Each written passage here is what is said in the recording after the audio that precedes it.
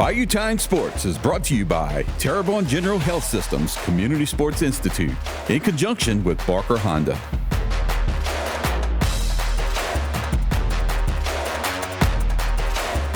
Welcome back to HTV as we continue to showcase those inducted into the Bayou Region Hall of Fame. I'm Martin False.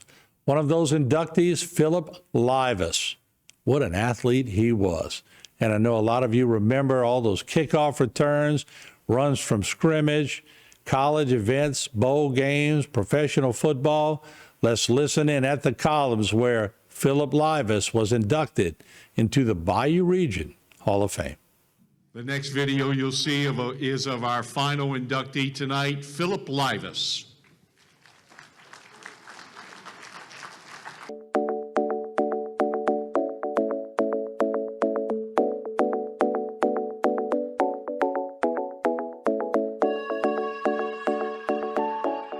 I grew up in, it's called the center of the circle. I don't know, they consider it kind of rough area. He grew up in a rough neighborhood, but I think I attribute a lot of how he came out to his mom. I don't think that, they let him out very much, unless it was for organized sports. It's not like he was out running the neighborhood. Growing up there, I think that's how I got started in the football, because we used to be like, it got like a path with like a lot of grass, so we used to play like, we used to call it throwing up, running through a little football. So thing like growing up, like me and my brother, so he was always, he was labeled as the basketball and I was labeled as the football. I was excited. I mean, I didn't really know, I never put on equipment or nothing before, none of no stuff like that. So, I was kind of like the small, one of the smallest guys out there, and my mom didn't want me to play, but I knew I wanted to play. So yeah, 9 years old from Mechanicsville Panthers. We heard about this one young stud athlete, playing at Mechanicsville, if I remember correctly. A little bitty old thing. But man, was he quick and could he move. And then he went on to play at Oaklawn, and that's when we really, got to see, what he could do, as he grew up. I wanted a little more competition, so I was like, man, I'm just gonna almost go straight to the junior high. Throughout that season, I eventually started. I remember Buddy Marcella came up to me, and Buddy said, "Who you here to see?" And I said, "Well, I'm here to see Brandon." He said, "Brandon's a good player," but he said, "I'm going to tell you who's the guy you should be looking at." And I said, "Who's that?" And he pointed to this little guy over there. And I kind of looked at him. I said, "Are you joking?" And he said, "No." He said, "That guy's a real deal." That was the first time that I saw Phil.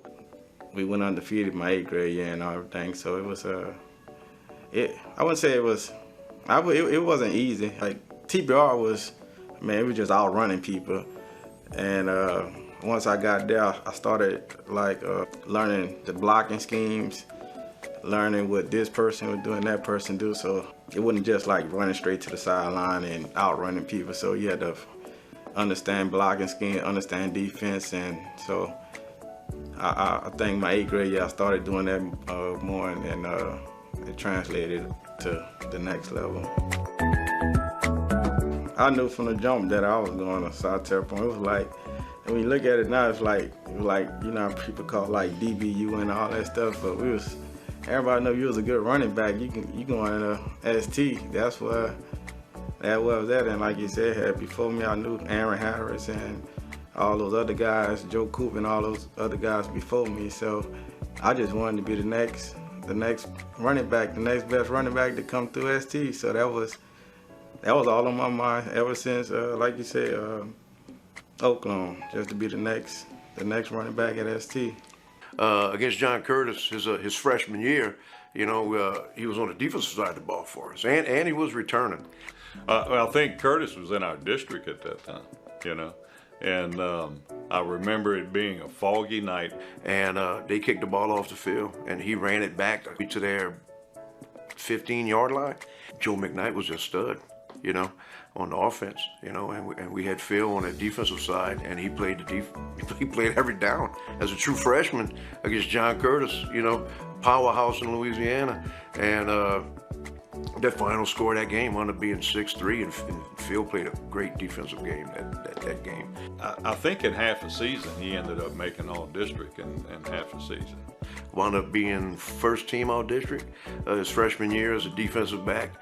Before, like, me moving up, I really didn't know too much about John Curtis, but then I had a good game that day. I had a couple sacks, fumble recovery. I had like a good kick return, I think, that game. So that's one game I ain't gonna forget. He had enough quickness and speed that he could bait people and get them to throw the ball his way and then just close on it.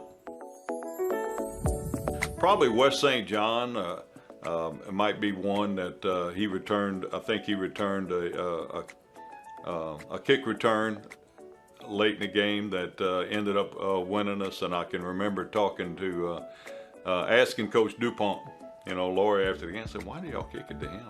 And he looked at me, I was stupid. And he said, "Do you think that we told them to kick?"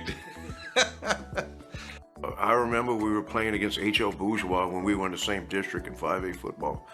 And Phil had, I want to say, I think he might have had the single game record in rushing. Carol and them came, that was the first time we went into that eye. And then once we got into that eye, I think it changed. They didn't really have a game plan for us then. So, and then that's how we was able to, give me more touches. And I was able to get those yards. We couldn't stop H.L. Bourgeois' offense, and Phil was strictly playing mainly. He would spot play defense after that, but he was mainly offense. And I remember going up to him, going, "Phil, I'm sorry. You know, we can't. We're gonna need you again next drive." You know. This was the dumbest thing I probably ever did in my life. Okay, we were going to see who was faster, the lab or Phillip. All right, and so I think we had a ball or something that we threw, huh? We threw that ball, and Phillip took off, and the dog took off, and this dog was fast now. And Phillip was in front of it the whole time. And after we finished, he beat the dog, and after we finished, I said, what if that dog would have just bit him in the rear end or something like that, you know, and he couldn't have played the next game or something? I said, that was dumb. Even on film. You know, until you saw it in person, you really didn't understand how fast he was running. You always felt like you were in the game when you had, you know, a player like that. Just to watch him make so many miraculous plays, I remember watching him make a one-handed grab on an interception. That was just amazing. And then he goes back on the offensive side of the ball. 2 plays later, he's making a beautiful run and a cut, and the whole time we just kept pinching ourselves going, wow, this was the staff, the ST staff, teachers and, you know, coaches. Everybody was good to me, and they helped me out with the process of me. Once I started getting like offers and stuff, the counselors was helping me out with making sure I had all my classes together, and so everybody just came together. I always got like a lot of letters, but I think when things changed, I went to a Nike camp at LSU, and I ran that 4.2 340 over there. And then it used to be Rivals.com or whatever, so they had done like an article on me. That's when things started to pick up. I thought I was gonna go to Southern Miss, and then they had a bunch of other guys that I knew, like during the process, like Terrence Calais, and it was like 7, 8 of us, and we just all went to Tech. I didn't know what to expect. I ain't gonna lie, I threw up like the first week. Every day, like in the weight room, outside, I was throwing up. I said, man, I don't know if this college football for me. I think they was thinking about redshirting me like my freshman year. Thinking about it, I probably wish I should have. I wasn't used to that, you know. I was ready to. My mind think I was ready to play now, but I stuck it out, and actually, you know, I eventually started Then like the fourth, fifth game, I started starting receiver. Sophomore year, I think we went 8-5, and then we won the bowl game. Sophomore year, I would say the best because I might have returned like 5 returns that year. So it was, but then after that, I stopped getting less and less kicks. So. Well, you remember when we'd gone to the Independence Bowl to watch him play, and we were sitting in that end zone, and when they kicked to him, because really they needed a spark, they needed to have something happen, and when they kicked to him, I remember us all looking at each other like dumbfounded, like why would they do that? Which I'm sure they didn't want to. And then when he took off, that was the spark in that game right there. You know, that's what turned that game around. I mean, we had a few games on TV that year, but that was like my first, like I would say, first big, like national televised game. Like before the game, everybody was talking, man, when I score, I'm gonna do this, I'm gonna do that. But I ain't gonna lie, I don't know what. I just try to just like throw the ball on the ground, but the next thing you know, it just went in the stands.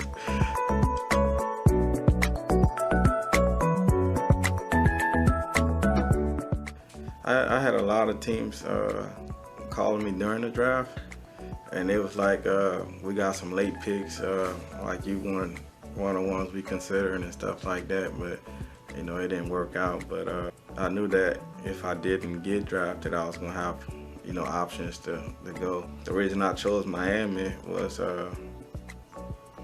Ike Hilliard was the receiver coach over there.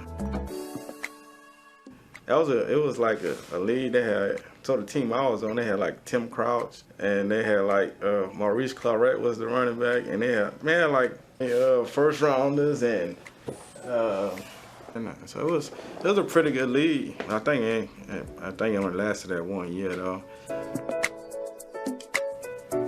When I got there, it was cold. I wasn't used to that. I wasn't used to that. Then the style of the thing, like running to the line, like an arena ball and stuff like that. Like I said, I got a call to go back to Canada, but I was like, man, I don't know. I wasn't just, I was injured a lot. My toe was messed up, and I was having a lot of hamstring problems. I was like, man, I just was tired of being in the training room a lot. So I was like, man, I think that's it. Back then, I didn't really put too much thought into too much things. I really didn't know exactly where I would end up, because I was just trying to, you know, I know it was sports, but I thought I'd play football forever, so I didn't think anything after football. I mean, my job title was a network technician, but I basically do a lot of other things also. But man, I'm just in the IT field, and I did a few years. I was in Afghanistan. I just got back from Qatar, so that was government. And Alaska was all field, and BP, I do all field stuff. So been back and forth for the past like 4 or 5 years. So I was less for words, but I was more of a action. Because a lot of people used to talk a lot of stuff to me, but then all they did was motivate me. So I always tried to learn, put myself in a better position. In junior high and high school and college and the pros, he had to overcome, you know, the size. I mean, he spoke with his actions. He spoke, you know, with what he could do on the field, and everybody knew what he could do on the field, especially the guys that played with him and practiced with him and all of that.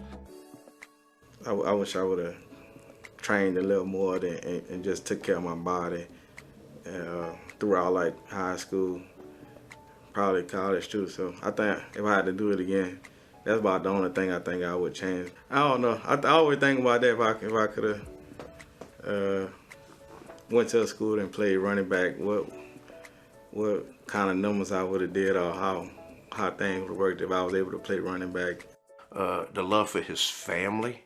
You know, he's a family person, very family oriented. Always was humble. He was always a good practice player. He was the type of kid that other kids flocked to, other kids looked up to. You know, just by talking to him, you wouldn't know how brave an athlete he was.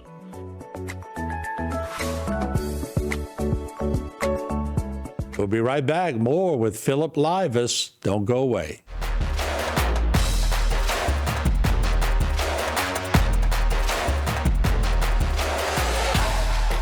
Since 1954, Terrebonne General has been a beacon of health and hope in our community. As we mark 7 decades of dedication to your well-being, Terrebonne General Health System remains committed to advancing healthcare, improving lives, and expanding our services to meet your evolving needs. In celebrating our past, we look forward to a future filled with promise and progress.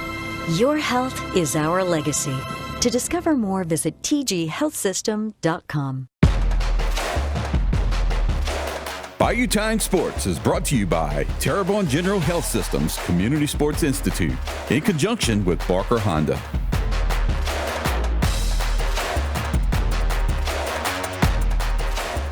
All right, we go back to the columns for the induction of Phillip Livas into the Bayou Region Hall of Fame. Let's welcome our final inductee this evening, Phillip Livas.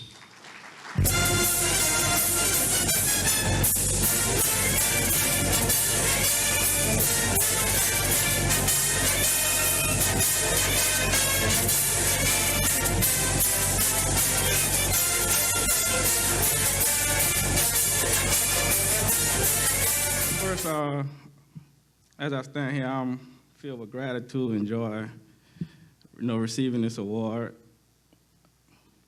And I'm honored, and I'm deeply humbled for the recognition for the award. First and foremost, I would like to thank my mother, who has always believed in me, encouraged me, and provided me with the unwavering support.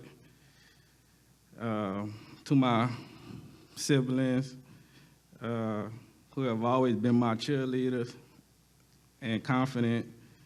Your love and support has meant the world to me. Your patience and understanding have carried me through the tough times. Also want to extend a heartfelt thanks to my friends, my coaches. You have been chosen as my family. You offered me encouragement, laughter, and your belief in me has been a source of motivation and inspiration, and I'm grateful to each of every one of you. This award is just a recognition of my effort, but a testament to my support system. I have been blessed to everyone who has been a part of the journey. Thanks. Thank you from the bottom of my heart. Thank y'all.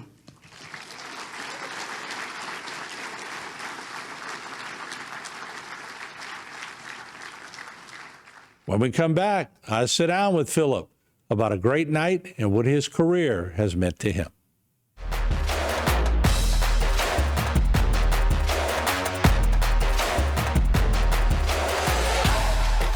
Since 1954, Terrebonne General has been a beacon of health and hope in our community. As we mark 7 decades of dedication to your well-being, Terrebonne General Health System remains committed to advancing healthcare, improving lives, and expanding our services to meet your evolving needs. In celebrating our past, we look forward to a future filled with promise and progress.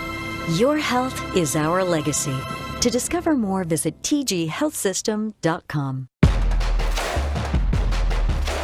Bayou Time Sports is brought to you by Terrebonne General Health Systems Community Sports Institute in conjunction with Barker Honda.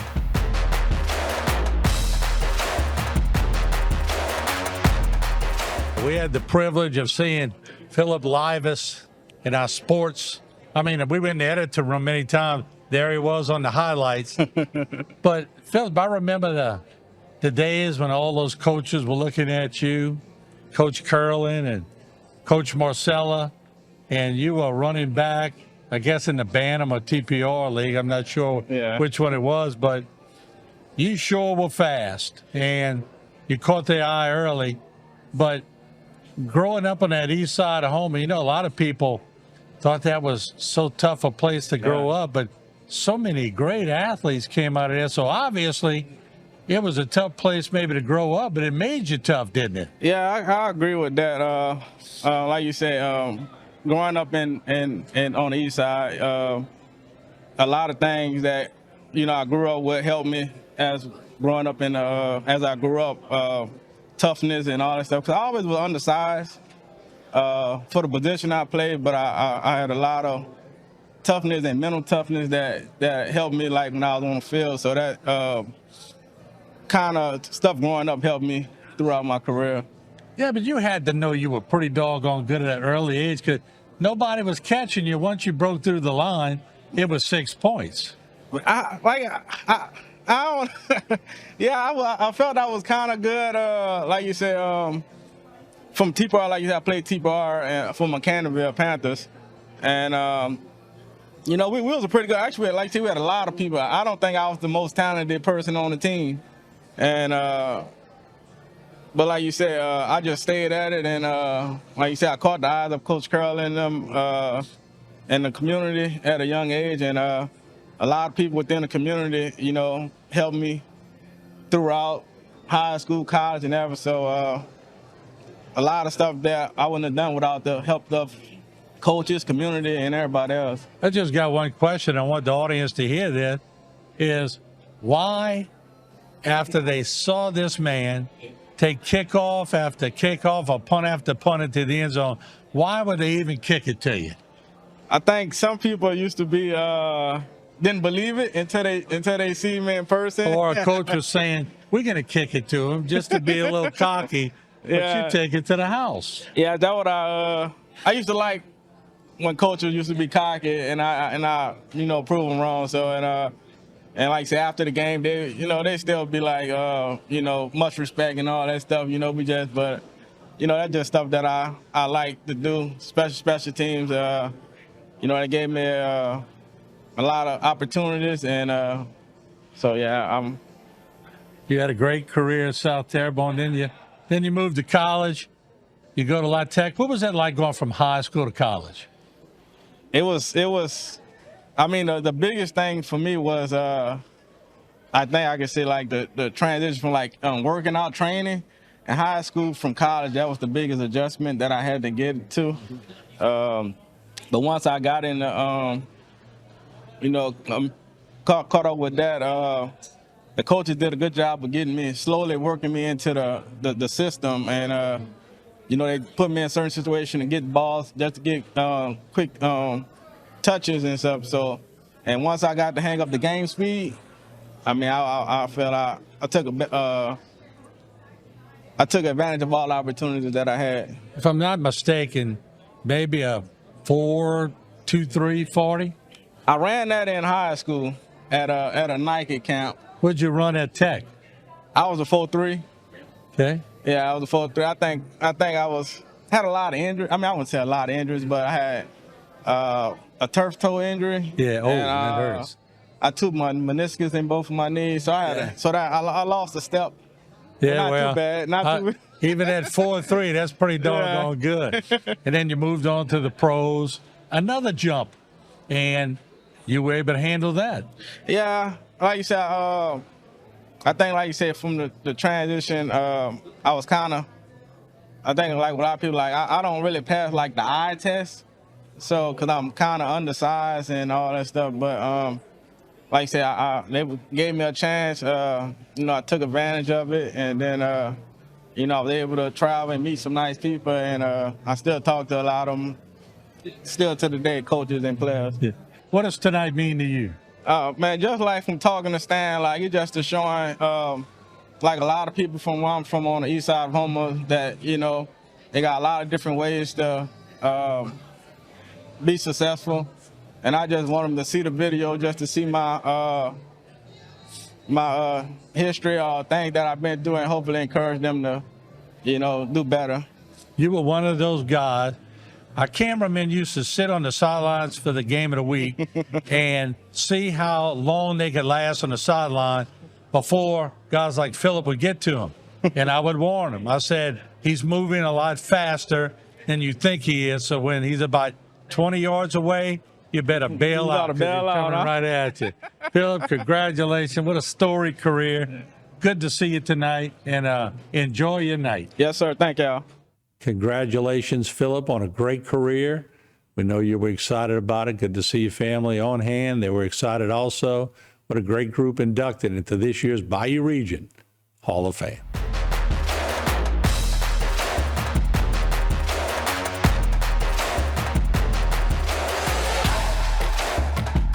Since 1954, Terrebonne General has been a beacon of health and hope in our community. As we mark 7 decades of dedication to your well-being, Terrebonne General Health System remains committed to advancing healthcare, improving lives, and expanding our services to meet your evolving needs. In celebrating our past, we look forward to a future filled with promise and progress.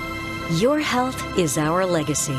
To discover more, visit tghealthsystem.com.